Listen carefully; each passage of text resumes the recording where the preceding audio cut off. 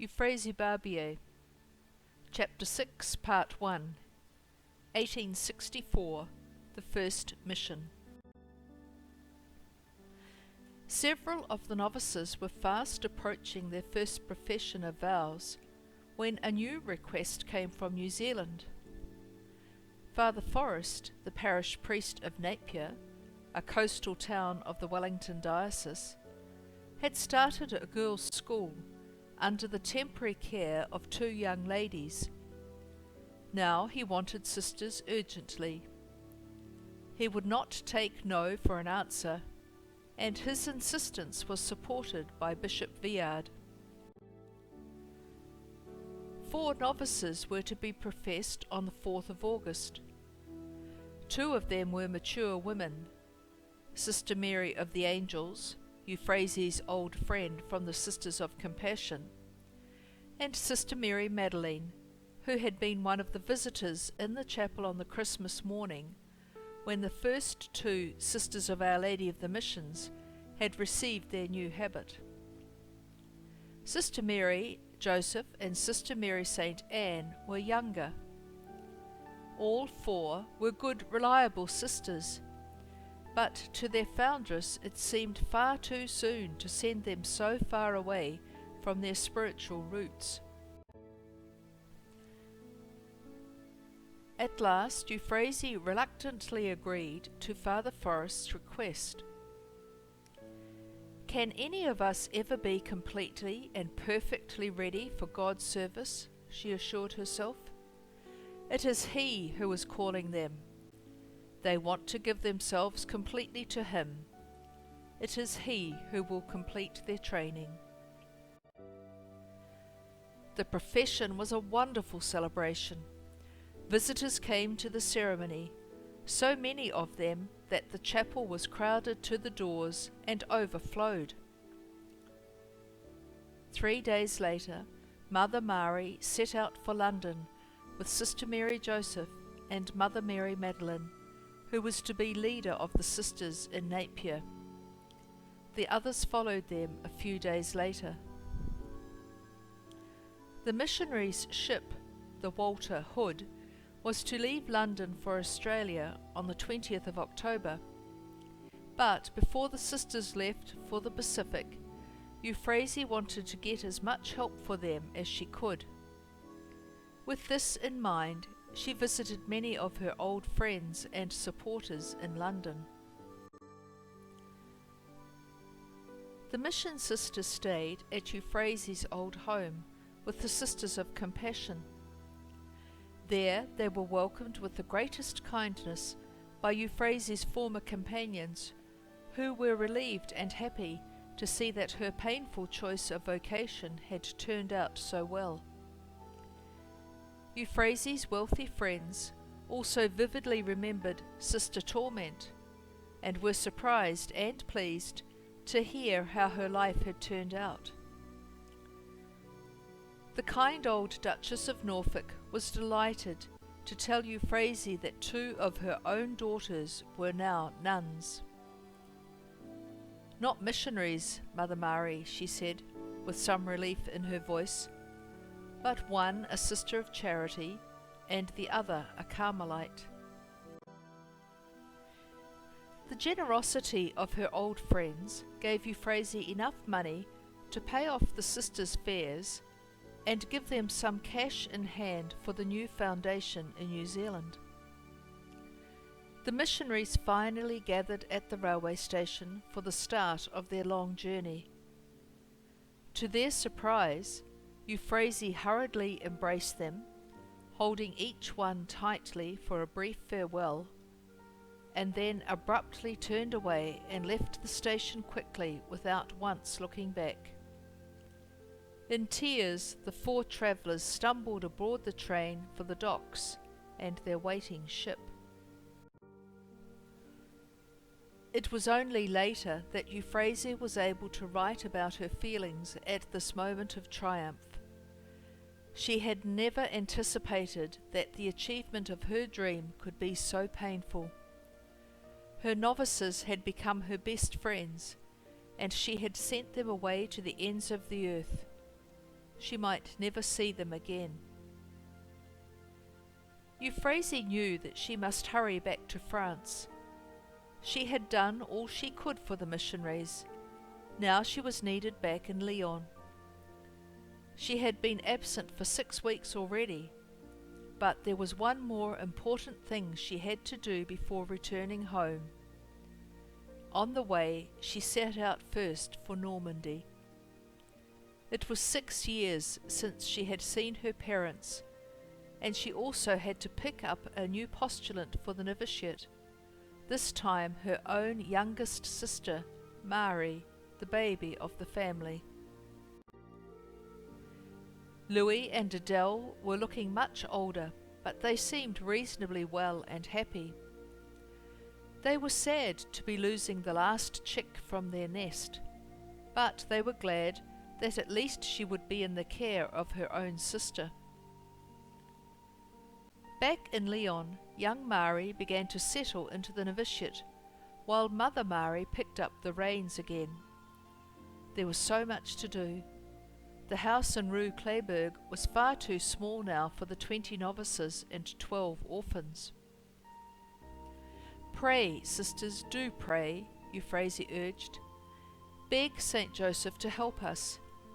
He cared for Mary and Jesus in hardship and difficulties.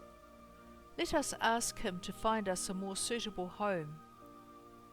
There is a property I must look at. Do ask Saint Joseph to find us a house large enough for our sisters and our works." She sighed as she turned away.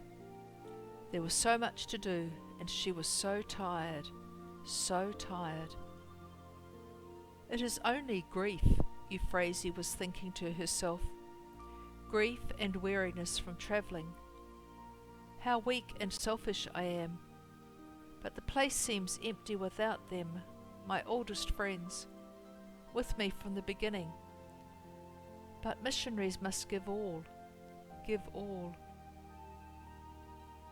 The novices turned to stare at her in alarm when they saw her white lips and stumbling steps.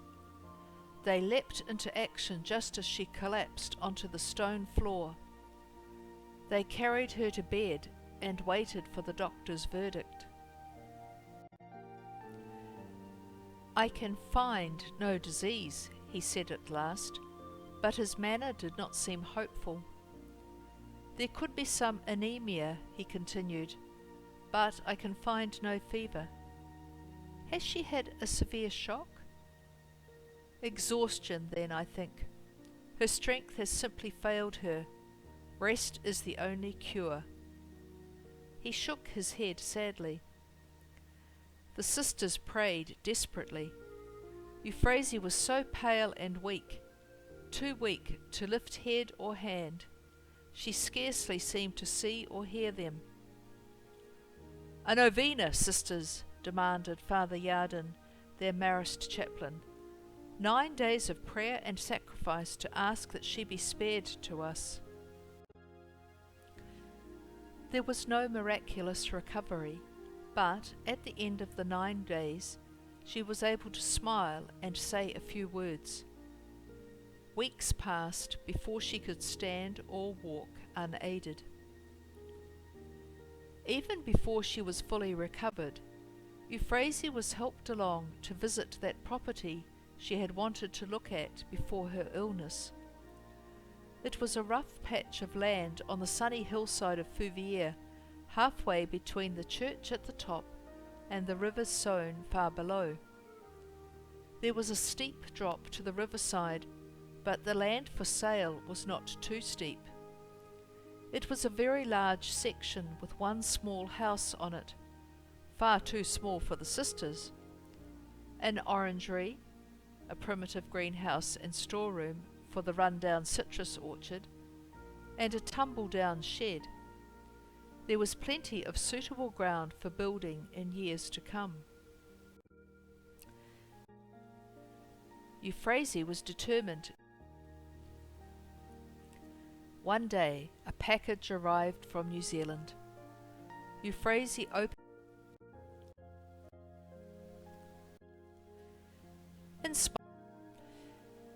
Euphrasie was a little surprised one day to meet a new applicant, a Mademoiselle Barbier, a well-educated young lady. Talking the case over with her counsellors later, Mother Mary was inclined to allow Mademoiselle Barbier to test her vocation. She could live with us for a time and try her strength first, she said. If she is not well enough to undertake the exercises of the novitiate, God may even work a miracle. So it was that Mademoiselle Barbier moved into a small room near the novices' quarters with her music books and her modest belongings. It soon became obvious that her willingness outran her strength. Unwell though she was, she had no intention of being a parasite on the community even for a short time. She joined in the prayers and offered to play the organ in the chapel during services. She was musician to her fingertips, and the sisters were enraptured with her performances. "Reverend Mother, perhaps I could teach some of the sisters," she offered hesitantly, and Euphrasie gladly accepted the offer. As teacher, Mademoiselle Barbier was exacting. She tested the young sisters, and those who showed interest and ability became her regular pupils. There was so little she could do for God, she thought. But Euphrasie thought otherwise. These gifted students, well trained, would become gifted teachers in the years to come, and one day would do great work for education, both secular and spiritual.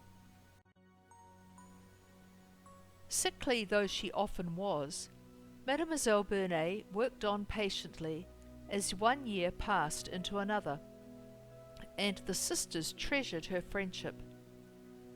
In quiet times she worked lovingly on another project for Mother Mary, music for the ceremonies of clothing and profession. Working on the Latin texts, which Euphrasie had largely adopted from traditional Benedictine ceremonial, Mademoiselle Barbier played with catchy folk tunes and the gentle melodies in her own head, rearranging, scribbling, trying out at the organ. Euphrasie and the sisters were delighted with her efforts, and promptly learned to sing the hymns and verses in preparation for the next ceremony. It seemed that Mademoiselle Barbier's place with the sisters had become a permanent one. One evening she herself, and not one of her now proficient pupils, played the final hymn for Compline, Simeon's canticle, "Now, Lord, you dismiss your servant in peace." She played it beautifully, as she always did, and followed the sisters as they left the chapel for the great silence of the night. Suddenly, in the dim hallway, she gave a little cry and fell. Startled, the sisters ran back to help her, but she was already unconscious. They laid her upon her bed, but there was nothing that anyone could do. Within minutes, she was dead. The sisters were shocked beyond words.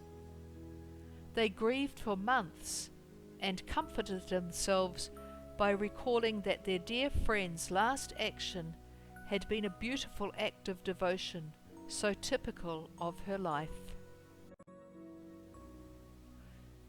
In spite of her busyness and her recent ill health, Euphrasie was constantly seeking opportunities for deeper prayer and greater self-denial. She was becoming more and more aware of the great responsibilities resting on her. An immediate and very important one was the writing of constitutions for her congregation. It was not something she wanted to do hastily or lightly. During daylight hours, she usually worked with the sisters, often helping them with the heavy manual work and teaching them the practical skills she had picked up over the years.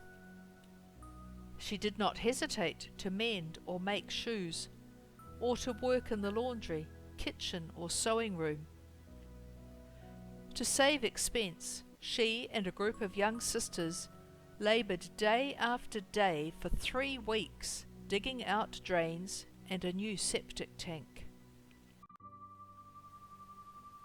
She needed to take time too to talk to the young sisters and listen to them, to make sure that their religious lives were forming on truly spiritual principles.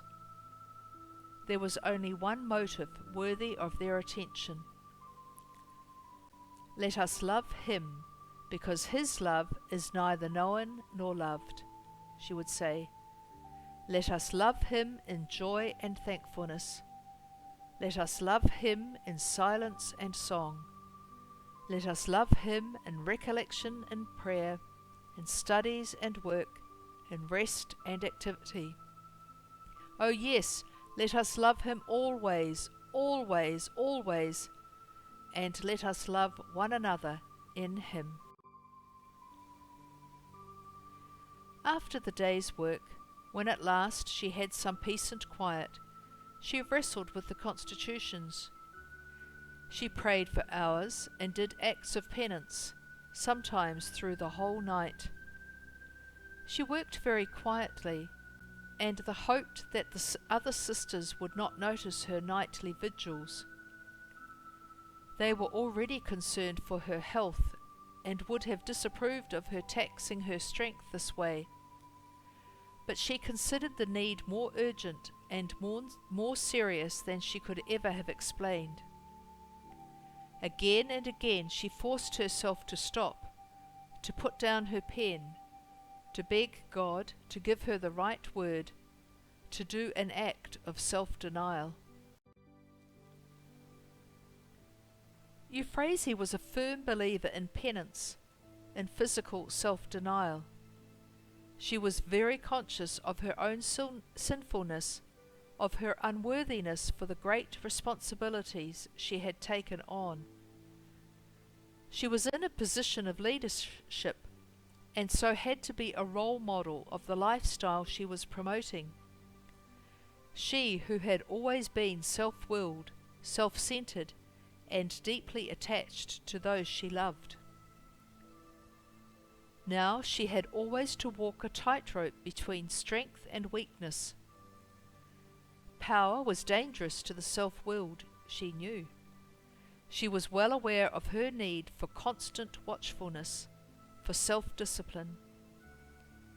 By temperament she was a perfectionist. She would do any task herself, rather than see it badly done by someone less conscientious or capable. She often had to ask herself, when I instruct someone or presume to correct her work or her behaviour, is that my sense of duty at work in God's service, or is it my natural greed for success in my personal project? When I gently turn a blind eye to wrongdoing or slipshod work, is that love for God's gentleness and tolerance? Or is it my own cowardice, my fear of displeasing someone whom I want to like me?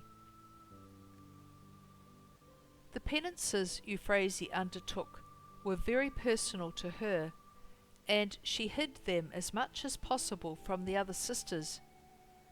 But some of her older friends knew or suspected that at times of particularly important decisions or crises, the little Reverend Mother would retire to her room and privately beat her bare legs or shoulders with a small string whip. This was an old-fashioned form of hard penance, traditionally called taking the discipline. To guard against self-deception and conceit, Euphrasie never did any of these unusual penances without the express permission of her spiritual director.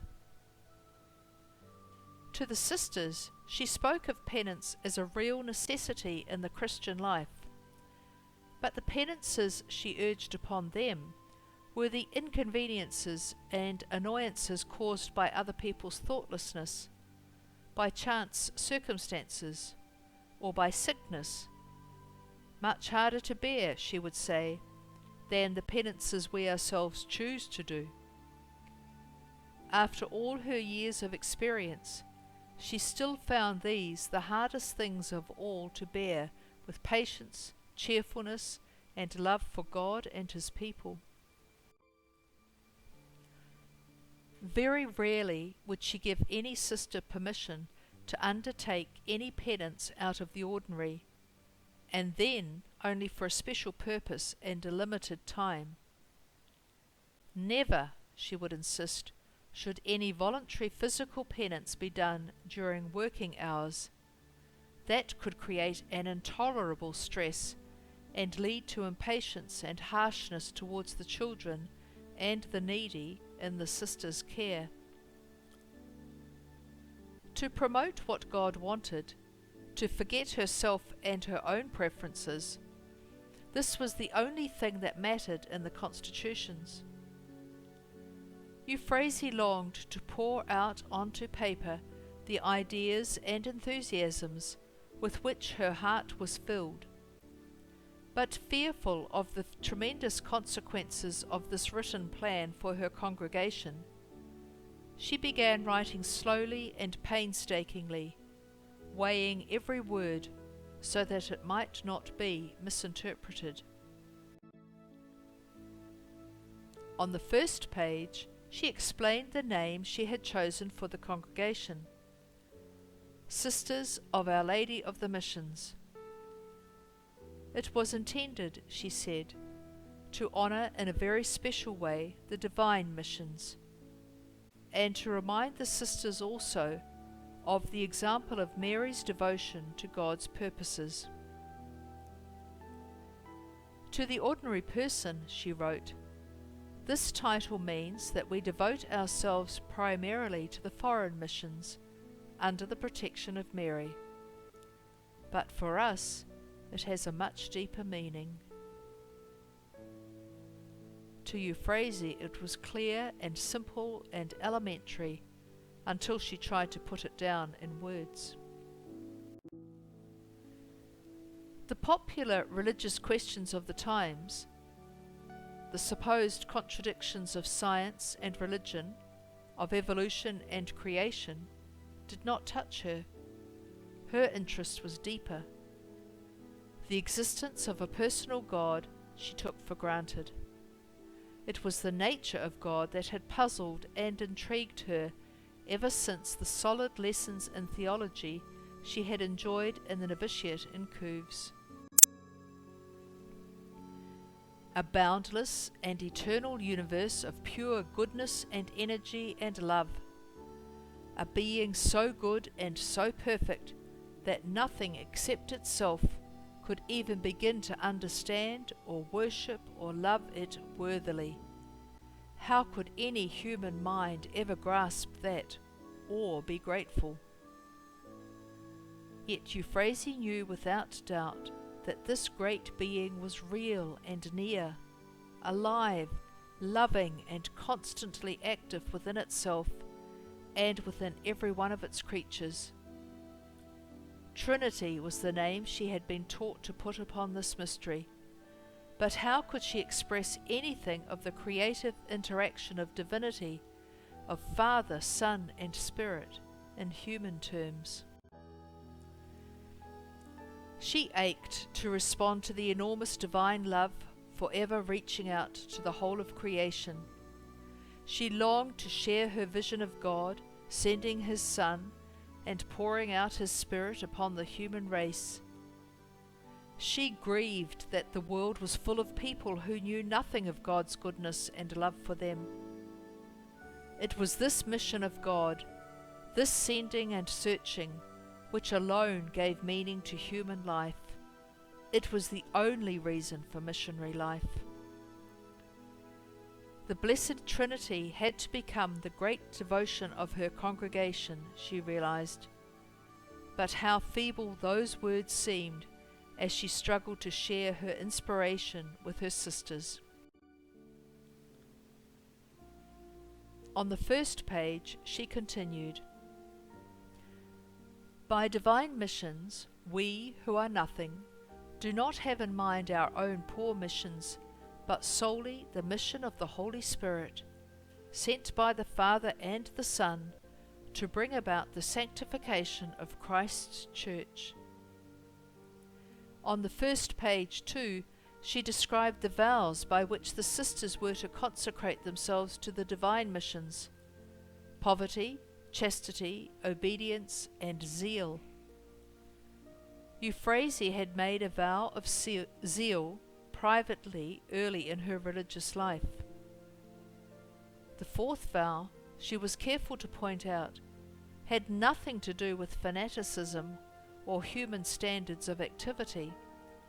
It was simply the most fitting response to the mission, putting God always first in one's life, promising to serve Him always with complete generosity, and for love of Him, His people, before all other considerations, even at the risk of life itself.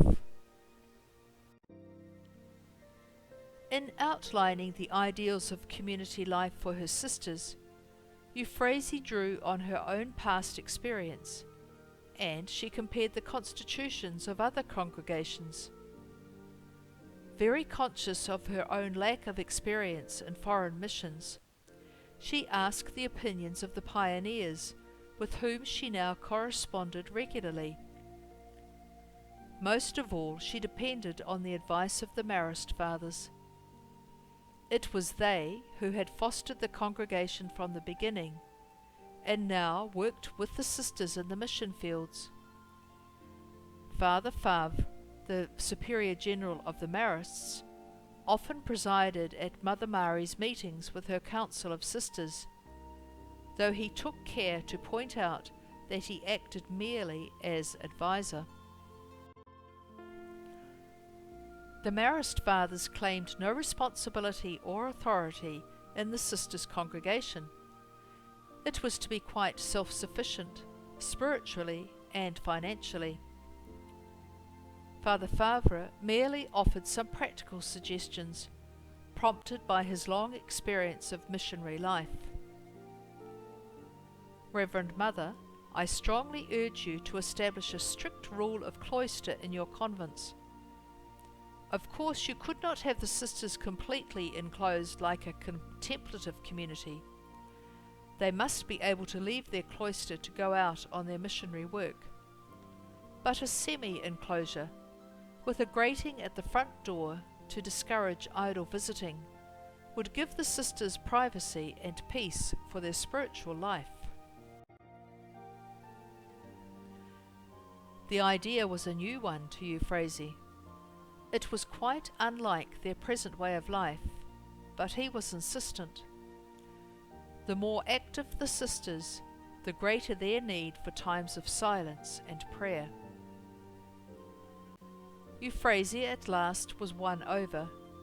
She knew from painful experience that the soul can starve when the heart and mind are over busy. In December, she led another group of missionaries to London to start their long journey. They were destined for Sydney, to open the new house long promised to Father Pupinel.